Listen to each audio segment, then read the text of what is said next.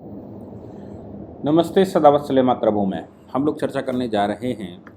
America और western कंट्रियों में इतने सारे न्यूज़पेपर और वहाँ के जो पॉलिटिशियंस हैं उनके जो कमेंट आए हैं, उन कमेंटों ने अपने आप में कुछ नया इतिहास रचा है। ऐसा लग रहा है कि रूस में भारत का जो बैठक हुई है या भारत के प्रधानमंत्री की जो रशिया विज़िट है, उस विज़िट ने इतना खतरनाक मैसेज दिया है पश्चिमी मीडिया को या पश्चिम को कि उनका पेट नहीं भर रहा है लिखने में। मामला क्या है? मामला ये है कि मोदी जी की 5 साल के बाद 2019 में विज़िट हुई होगी और हम सब जानते हैं कि भारत के प्रधानमंत्री को रशिया ने अपना टॉप सिविलियन अवार्ड भी दिया हुआ है। रशियन मीडिया भरी पड़ी रहती है भारत के साथ और हम सबको ये भी मालूम है कि भारत के साथ जो संबंध रशिया के हैं, उससे पहले रशिया के साथ अच्छे संबंध होने की वजह से अमेरिका हमेशा हमसे बुरा मानता रहा और अमेरिका इस स्तर पर भारत के विरुद्ध खड़ा होता रहा कि वो पाकिस्तान का साथ देता रहा। उसका एक कारण है, उसका कारण है कि सेकंड वर्ल्ड वॉर के बाद रशिया जिस प्रकार से उभर कर आया था या सेकंड वर्ल्ड वॉर में जिस प्रकार रशिया उभर कर आया था, उससे अमेरिका को चिंताएं होने लगी थी। उस समय अमेरिका के रूजवेल्ट ने चिट्ठी लिखी थी चर्चिल को और चर्चिल से ये कहा था कि भारत के साथ जुड़ जाइए, भारत की जो यथासंभव सहायता हो सकती है वो करिए, क्योंकि भारत रूस के खेमे में लगातार जा रहा है और भारत के रूस के खेमे में जाने का परिणाम ये होगा कि रूस इतना मजबूत होकर उभरेगा कि सभी पश्चिमी देशों को चैलेंज हो जाएगा। इस बात पर जो जवाब चर्चिल ने दिया था, उसने लिखा था कि हम अभी युद्ध से निपटे हैं, अभी अभी हम कंगाल होकर खड़े हुए हैं, हमारी ऐसी स्थिति नहीं है कि हम हिंदुस्तान को मदद कर सकें। फिर भी रूजवेल्ट की जो दूसरी चिट्ठी आई, उस चिट्ठी में उसने कहा कि जो खर्चा होगा या जो नुकसान होगा यूके का, उस नुकसान की भरपाई अमेरिका करने की कोशिश करेगा, लेकिन चूंकि तुम हिंदुस्तान के अंदर बैठे हुए हो, इसलिए हिंदुस्तान की मदद करके हिंदुस्तान से संबंध बरकरार रखो। हिंदुस्तान से किसी तरह से डिटैच हो गए तो रशिया से बहुत प्रभावित हैं हिंदुस्तान के लोग, रशिया वहाँ पर घुस जाएगा और परिणाम बुरे हो जाएंगे। यूके की खास बात ये रही है कि यूके ने हिंदुस्तान और पाकिस्तान के बंटवारे में, ये संभव है, इसका कोई डॉक्यूमेंट अपने पास डिस्क्लोज नहीं है, लेकिन जो बाकी की लिखा पड़ी है उससे ये साबित ये कहीं ना कहीं बल मिलता है इस बात को कि अमेरिका भी चाहता था कि भारत इतना बड़ा ना रहे। भारत अगर बहुत बड़ा रहेगा, भारत अगर अविभाज्य होता तो लगभग 45 लाख स्क्वायर किलोमीटर का होता। आप सोचिए कि अविभाज्य भारत, अविभाज्य जब मैं कहता हूँ तो और बड़ा हो सकता था। अविभाज्य का मतलब उस समय होता था कि आज का म्यांमार भी हिंदुस्तान के अंदर होता, आज का बांग्लादेश हिंदुस्तान के अंदर होता, आज का श्रीलंका हिंदुस्तान के अंदर होता, आज का मालदीव हिंदुस्तान के अंदर होता और संभव है कि नेपाल और भूटान भी हिंदुस्तान के अंदर होता और ये भी संभव है कि तिब्बत आदि देश भी हमारे साथ होता। अगर ये सभी देश जो आज़ादी अंग्रेज़ों के आने के बाद 10 देश बने, उन 10 देशों की पूरी अगर भूमि को काउंट करेंगे तो लगभग 60 लाख स्क्वायर किलोमीटर की बनती है। और अगर हिंदुस्तान 60 लाख स्क्वायर किलोमीटर के क्षेत्र का होता, जिसमें कि ये सारे क्षेत्र भी होते, तिब्बत भी होता और इधर पाकिस्तान का हिस्सा, पाकिस्तान तो था ही, बांग्लादेश, म्यांमार, श्रीलंका, नेपाल, भूटान और सिक्किम आ ही गया है। इसके अतिरिक्त मालदीव, मॉरिशस, ये सब अगर एक होते तो आप सोच लीजिए कि नो डाउट अमेरिका के लिए बहुत बड़ा चैलेंज होता और पश्चिमी देशों के लिए भी बहुत बड़ा चैलेंज होता। पश्चिमी देश और अमेरिका दोनों को मिलाकर हम पश्चिमी देश जरूर कहते हैं। अमेरिका की बात करें, कनाडा की बात करें, मैक्सिको की बात करें, आज के इस तरफ एशिया में ऑस्ट्रेलिया और न्यूजीलैंड की बात करें और उधर हम पूरे के पूरे यूरोपियन कंट्रीज़ की बात करें, इन सब में एक ही ब्रीड है। याद रखने की बात है कि इन सब में ब्रीड एक ही है। इनकी ब्रीड में आप ये नहीं कह सकते कि ये अलग हैं, केवल इतना सा हो सकता है कि इनके तंत्र अलग अलग हो गए। ये हो सकता है कि ये छोटे छोटे देश सॉवरेन कंट्री हो गए, लेकिन इनमें एक ही विचारधारा बनती है और वो ईसाईयत विचारधारा बनती है। अमेरिका अपना ओरिजिनल स्वभाव खो चुका है। अमेरिका के अंदर कनाडा अपना ओरिजिनल स्वभाव खो चुका है। अमेरिका में यूएसए अपना ओरिजिनल स्वभाव खो चुका है। मैक्सिको भी अपना ओरिजिनल स्वभाव खो चुका है। अगर किसी के पास अपना ओरिजिनल स्वभाव अभी भी है तो हम कह सकते हैं कि वो कैरेबियन कंट्रीज़ के पास है, लेकिन बाकी सब अपना ओरिजिनल प्रभाव खो चुके हैं। दूसरा, ओरिजिनल प्रभाव खोने वालों में इस्लामिक कंट्री भी आते हैं। इस्लामिक कंट्री अफ़गानिस्तान अपना ओरिजिनल प्रभाव खो चुका है, पाकिस्तान अपना हिंदुत्व का प्रभाव खो चुका है, बांग्लादेश भी अपना हिंदुत्व का प्रभाव खो चुका है। और जब हम बात करें इंडोनेशिया मलेशिया की, तो इंडोनेशिया मलेशिया भी अपना ओरिजिनल प्रभाव खो चुका है, जिसकी सनातन विचारधारा थी। मतलब बिल्कुल साफ है कि रिलीजन के चेंज होते ही उस देश की डेमोग्राफी चेंज होने के बाद उसका जो ओरिजिनल स्वभाव है वो स्वभाव खत्म हो जाता है और विदेशी स्वभाव हावी हो जाता है। जब मैं पश्चिमी देशों की बात करता हूँ तो इसका मतलब बिल्कुल साफ है कि मैं ईसाई देशों की बात कर रहा हूँ। हालांकि इससे भी इनकार नहीं किया जा सकता कि रशिया भी ईसाई है, लेकिन रशिया में ईसाईयत को उतना महत्व नहीं है, क्योंकि लंबे समय तक लगभग 100 वर्षों से, मैं 1920 से बात करूं, 1920 से लेकर 1989, तो ख़ास तौर से 60 वर्षों तक वो कम्युनिस्ट प्रभाव में रहा और कम्युनिस्ट रिलीजन को अफीम मानते हैं। इसलिए वहाँ थोड़ा दूसरा फ्लेवर है, वो यूरोपियन फ्लेवर नहीं है। अब जब मैंने ये आधारशिला रखी है तो इस आधारशिला के आधार पर एनालिसिस करने की कोशिश करते हैं। जब ये सभी कंट्री अपना ओरिजिनल प्रभाव नेटिव खो चुके हैं और ये सब ईसाईयत के प्रभाव में हैं और ये सब यूरोपियन परंपराओं के प्रभाव में हैं, तो फिर ये सब कंट्री मिलकर हिंदुस्तान को जो 60 लाख स्क्वायर किलोमीटर का होता लगभग, या उससे भी बड़ा होता, उसको देखना नहीं चाहते थे। परिणाम ये निकला कि पहले तो अंग्रेज़ जब यहाँ से गए, जब ईसाई यहाँ से गए, तो वो हमारे देशों में से 8 देश बनाकर चले गए। बाद में बांग्लादेश और बन गया, 9 या 10 देश हो गए। आज आसियान देशों में, वो सार्क देशों में, आज हम इनको मान सकते हैं कि ये 10 देश ही सार्क देश बनाते हैं। लेकिन वो इनको विभाजित करके चले गए। विभाजन का मुख्य कारण ये हुआ करता था कि हिंदुस्तान खुद में परम वैभव पर रहा है पूरे विश्व पर, चूँकि हिंदुस्तान ने शासन किया है, और हिंदुस्तान ही एक ऐसा देश है जो हजारों साल की अपनी संस्कृति को, अपने स्वभाव को आज भी बचाकर रखे हुए है। मतलब कहने का बिल्कुल साफ है, जब हम बात करते हैं कि यूनानी, तो यूनानी तो चले गए, वो आज ईसाई हो गए हैं। जब हम बात करते हैं ईरानी की, तो ईरानी तो चले गए, आज वो मुसलमान हो गए हैं। जब हम तुरानी की बात करते हैं, तुरानी पता नहीं कहाँ हैं, वो मुसलमान या कम्युनिस्ट हो गए हैं। संसार की वो शक्तियाँ, जो शक्तियाँ हुआ करती थी, वो आज नए रिलीजन में आ चुकी हैं। सिकंदर का प्रभाव पता नहीं कहाँ और कहाँ चला गया। लेकिन हाँ, हिंदुस्तान एक ऐसा देश है जो अभी भी बचे हुए है। हिंदुस्तान एक ऐसा देश है जिसको अनुभव है। इसलिए पश्चिमी देश जो नवनिर्मित थे, जिनकी आयु उस समय कुल मिलाकर 1600-1700 साल हुआ करती थी, वो अपनी आयु के हिसाब से युवावस्था में थे। उनका काम उन्होंने जो किया वो ये था कि हिंदुस्तान को कैसे तोड़कर रखा जाए। यही कारण था हिंदुस्तान का विभाजन करना आवश्यक था। केवल ऐसा नहीं है कि उन्होंने हिंदुस्तान का विभाजन किया हो, उन्होंने उस समय कुर्दिश एम्पायर और टर्किश एम्पायर, जब अंग्रेज़ों ने वहाँ कब्जा किया, यूरोपियंस ने कब्जा किया, ईसाइयों ने कब्जा किया, तब जब वो स्वतंत्र किए उन्होंने वो देश, तो उनके भी 50 देश बनाकर गए। इन्हीं में से नया देश इज़राइल भी बना था, जो कि सनातन हुआ करता था, लेकिन मुस्लिम प्रभाव के कारण ख़त्म हो गया था। परंतु जब जब जब ईसाई वहाँ से गए खाड़ी से, तो वो मुसलमानों के भी 50 देश बनाकर गए, क्योंकि वो नहीं चाहते थे कि इस्लामिक शक्ति के रूप में रहे।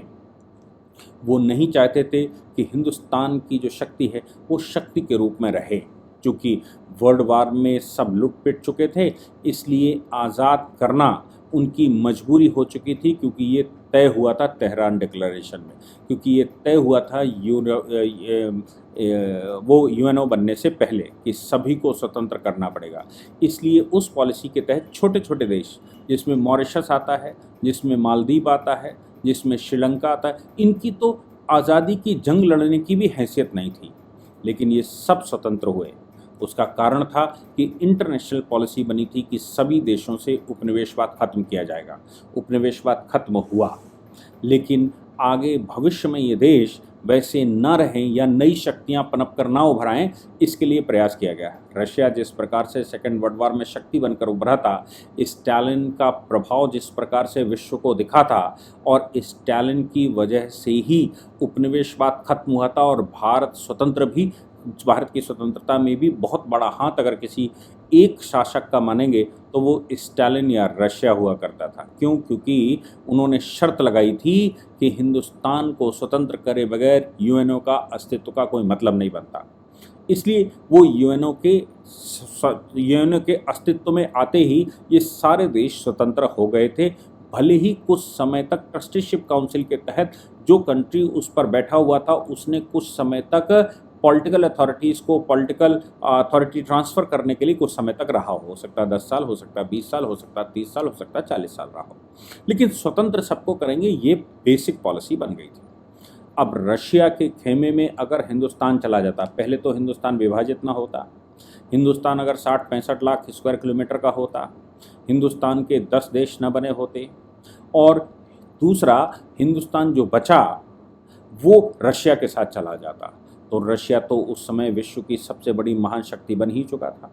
चैलेंज यूरोपियन कंट्रीज़ के पास था, इसलिए आपने कभी ध्यान दिया हो यूरोपियन कंट्रीज़ सदैव अमेरिका के साथ खड़े दिखाई देते हैं, कोई भी परिस्थिति हो, क्योंकि उनकी ब्रीड एक है, वो एक विचार रखते हैं, उनकी केवल सॉवरेंटी अलग अलग हो गई है, उनकी बेसिक फिलॉसफी अलग अलग नहीं, उनका बेसिक प्रिंसिपल अलग अलग नहीं, उनकी सोच अलग नहीं हुई, क्योंकि सोच भी रिलीजन या दार्शनिकों से चलती है। उनके दार्शनिक सबके एक हैं, कुछ वेटिकन से गवर्न होते हैं, कुछ प्लेटो और सुकरात से गवर्न होते हैं। मुसलमानों की बात करें तो वो मोहम्मद से गवर्न होते हैं, ईसाइयों की बात करें तो जैसा मैंने कहा, और हिंदुस्तान की बात करें तो हम वेदों से गवर्न होने वाले लोग हैं। और अगर कम्युनिस्टों की बात करें तो वो रशिया और चाइना के जो बेसिक लोग हुए उनसे वो गवर्न होते हैं। इसलिए रशिया कहीं सुपर पावर ना बने, इसलिए अमेरिका ने तभी प्रयास करने शुरू कर दिए थे, लेकिन भारत ने कभी रशिया को छोड़ा नहीं। अभी इसीलिए वो पाकिस्तान का सपोर्ट करके भारत के प्रति भड़काते रहे, इसीलिए वो दूसरे देशों का सपोर्ट करके भारत को दबाव में लेते रहे। मोदी जी के प्रधानमंत्री बनने के बाद उन्होंने एक डबल पॉलिसी चली।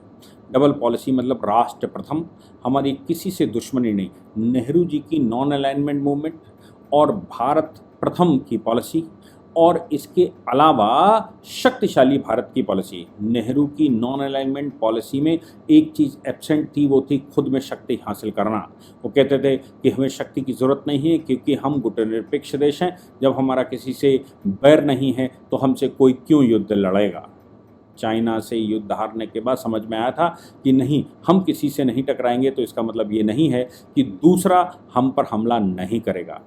हमने मोदी जी के आने के बाद ये तय किया कि पूरे विश्व के साथ, पड़ोसियों के साथ, अड़ोसियों के साथ और विश्व की जो बड़ी महान शक्ति है हम उनके साथ, सबके साथ संबंध बनाएंगे, हम किसी भी खेमे में नहीं जाएंगे।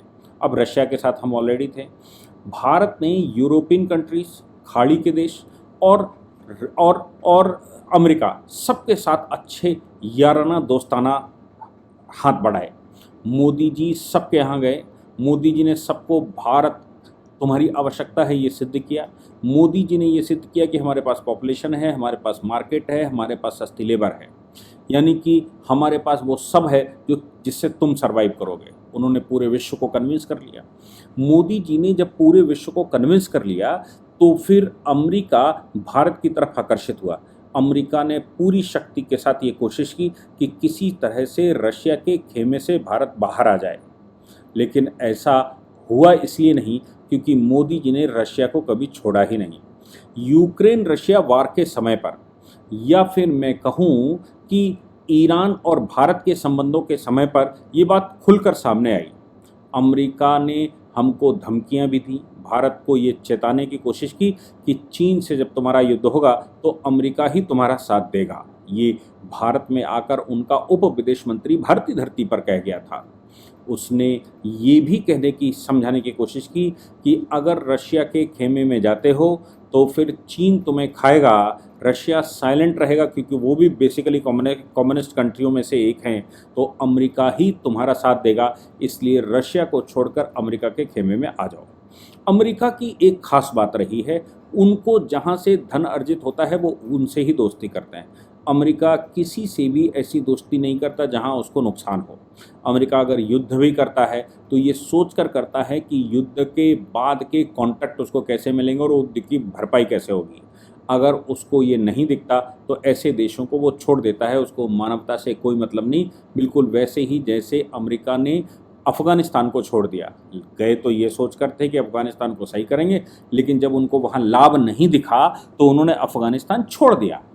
अफ़गानिस्तान में जिस समय तालिबानों ने दोबारा कब्जा किया तो वो आतंक मचाया कि जिसकी लिमिट नहीं थी, लेकिन अमेरिका को चूंकि उससे लाभ नहीं था इसलिए मरने वाले को मरने दीजिए, अमेरिका आगे नहीं आया। ये अमेरिका की खास बात रही। लेकिन ये भी सही बात है कि भाई सभी देशों को बायलैटरल रिलेशन इन्हीं परिस्थितियों में बनाने पड़ेंगे और इन्हीं परिस्थितियों में उनके साथ चलना या उनके साथ दो कदम बढ़ना या उनके साथ मित्रता करना, ये इन्हीं परिस्थितियों में करना है। भारत के प्रधानमंत्री ने यह तय भी किया। अब जब जब जब हम पोर्ट बना रहे थे ईरान में और कॉरिडोर बना रहे थे भारत, ईरान और रशिया का, जो कॉरिडोर बना रहे थे, जो रास्ता बना रहे थे सिल्क रूट को काटने के लिए, या मैं कहूँ सिल्क रूट ना कहिए, बीआरओ को काटने के लिए, तब वन बेल्ट वन इनिशिएटिव को काटने के लिए, वन बेल्ट वन इनिशिएटिव को काटने के लिए या उसको डिफीट करने के लिए, तब उस समय जब हम ईरान के पोर्ट डेवलप करने जा रहे थे तब भी अमेरिका ने कहा था ईरान के साथ जो दोस्ती करेगा वो मान ले कि वो मेरा दुश्मन है। लेकिन भारत इस पर पीछे नहीं हटा। बाद में अमेरिका को ये बयान देना पड़ा कि नहीं, भारत जो है वो एक्सेप्शन है। हमने वो रास्ता खोल दिया। हमारे रास्ते खोलने के बाद यूक्रेन वॉर हो गया। यूक्रेन वॉर के समय पर रशिया को अलग थलग करने की कोशिश करी सभी यूरोपियन कंट्रीज़ ने मिलाकर, क्योंकि मैंने कहा यूरोपियन कंट्रीज़ का स्वभाव एक है। अब रशिया को जो साथ देने वाले कंट्री रहेंगे वो रशिया का एक तो हम विचार देश है, वो है चाइना। चाइना अपनी परिस्थितियों के अनुसार करेगा। दूसरा, अगर कोई रशिया का साथ दे सकता था तो वह था भारत, क्योंकि रशिया ने भारत का बहुत बार साथ दिया। ये परिणाम निकला कि रशिया को जब अलग थलग कर दिया गया तो रशिया के सखालिन आदि क्षेत्रों से जो तेल निकलता था वो यूरोपियन कंट्रीज़ ने थोड़ा थोड़ा अपने आप कटअप किया, ये सोचकर कि हम इसको आर्थिक रूप से पैदल कर देंगे। लेकिन भारत ने दो अपॉर्चुनिटी देखी। एक तो ये देखा कि रशिया के साथ संबंध और गाढ़े हो जाएंगे और दूसरा, सस्ता तेल हमको मिल जाएगा। हमने सस्ते तेल के कॉन्ट्रैक्ट उनके साथ कर लिए और हम दो कदम आगे बढ़े। इसका परिणाम ये निकला कि अमेरिका हमको टेक्नोलॉजी देने को तैयार हो गया, डिफेंस इन्वेस्टमेंट भारत में करने को तैयार हो गया, तमाम तरह के इन्वेस्टमेंट भारत के साथ करने को तैयार हो गया और भारत ने खुलकर अमेरिका के सामने दोस्ती का हाथ बढ़ाया रशिया से संबंध होने के बावजूद। अब हम तो पीछे नहीं हटे, अमेरिका को जो लगता हो वो करे। अमेरिका ने खुलकर भारत की मदद करने की ठानी तो उसको ये लग रहा था कि रशिया से वो डिटैच करने में सफल हो जाएगा, रशिया से भारत को डिटैच कर जाएगा। लेकिन भारत के प्रधानमंत्री ने जब एससीओ की बैठक हुई थी, उस बैठक में भी पुतिन के सामने ये कहा था कि युद्ध आज की नीति नहीं होनी चाहिए, आज की नीति डायलॉग होनी चाहिए। ये बात पूरे विश्व में वायरल हुई थी। लोगों ने, पश्चिमी देशों को ये लगा था कि रशिया के साथ भारत के संबंध खराब हो सकते हैं, रशिया भारत का नेचुरल अलायंस से हट सकता है। लेकिन अभी जब प्रधानमंत्री की वहाँ दौरा हुआ तो उस दौरे में जो डिनर हुआ, उस डिनर के दौरान जो वार्ता हुई और उसके बाद दूसरे दिन जो वार्ता हुई, उस वार्ता से पश्चिमी मीडिया बिल्कुल बौखला गई, खासतौर से अमेरिकन मीडिया तो बौखला ही गई। अमेरिका के न्यूयॉर्क टाइम्स ने, अमेरिका के तमाम अखबारों में, मैं किसी एक अखबार की बात नहीं कर रहा, अमेरिका के सभी अखबारों ने कहा कि अमेरिका की जो भारत को अपने नज़दीक लाने की पॉलिसी थी वो फेल हो गई है। भारत कभी भी रशिया से अलग हुआ ही नहीं था, केवल लग रहा था कि रशिया से अलग हो गया। मोदी जी ने रशिया का हाथ कभी छोड़ा ही नहीं। और हम वो भारत को जो कंसेशन दे रहे थे, भारत को जो तवज्जो दे रहे थे, भारत को जो दोस्ती कर रहे थे, जो भारत के प्रति हमने पॉलिसी बनाई थी, वो सारी पॉलिसी अमेरिका की विफल हो गई, ऐसा वहाँ के सभी अखबारों ने लिखने की कोशिश की। लेकिन हमारी विडंबना समझिए, हमारी बात खास ये है कि हम भारत के लोग, रशिया इस समय हमें टेक्नोलॉजी ट्रांसफ़र कर रहा है। रशिया भारत को अमेरिका के विरुद्ध या संसार के विरुद्ध एक महापावर की तरह देखना चाहता है। उसको लगता है कि अगर हम नहीं कर पाएंगे तो क्या भारत कर सकता है, क्योंकि टेक्नोलॉजी तो सबसे पहले संसार में अगर किसी के पास स्ट्रांग थी तो वो रशिया के पास ही थी। नंबर 1 पर रशिया और नंबर 2 पर अगर कोई आता था तो वो अमेरिका आता था। बाद में दोनों बराबर हो गए क्योंकि रशिया में शीत युद्ध हो गया और उस शीत युद्ध की वजह से रशिया 12 हिस्सों में बँट गया। उसी में से एक हिस्सा जो कीव का बनता है, जिसको आप यूक्रेन कहते हैं, यूक्रेन वही यूएसएसआर का हिस्सा है। यूएसएसआर, टूटे हुए यूएसएसआर को पुतिन ने जोड़ लिया, केवल एक यही कंट्री था जो उनके साथ नहीं जुड़ा। परिणाम उसने उसको भुगता कर रख दिया क्योंकि वो उनका पावर हाउस हुआ करता था। लेकिन इसी बीच में लगातार पुतिन की सरकार रहते हुए भारत में ब्रह्मोस जैसी मिसाइलें बनना, भारत में टैंकर बनना, भारत में रुपए का, विदेशों में रुपए का चलन बढ़ना, रुपए को इंटरनेशनल करेंसी बनाना, भारत में सस्ता तेल आना, भारत में रिफाइनरीज को के इन्वेस्टमेंट आने और रशियन कंपनियों के भारत में पैसा लगाने, ये सब बातें ये दर्शा रही थी कि रशिया अब खुले मन से चाहता है कि भारत समृद्ध होकर खड़ा हो, क्योंकि भारत उनका ट्रू फ्रेंड है। आप सोचिए कि ये युद्ध वाली बात मोदी जी ने कल भी करी। कल भी मोदी जी ने अपनी बायलैटरल टॉक में ये कहा कि हम चाहते हैं कि युद्ध की नीति से बाहर निकले रशिया, मित्रता करे, यूएन चार्टर को विश्वास करे। पुतिन ने इस बात को अप्रिशिएट भी किया है।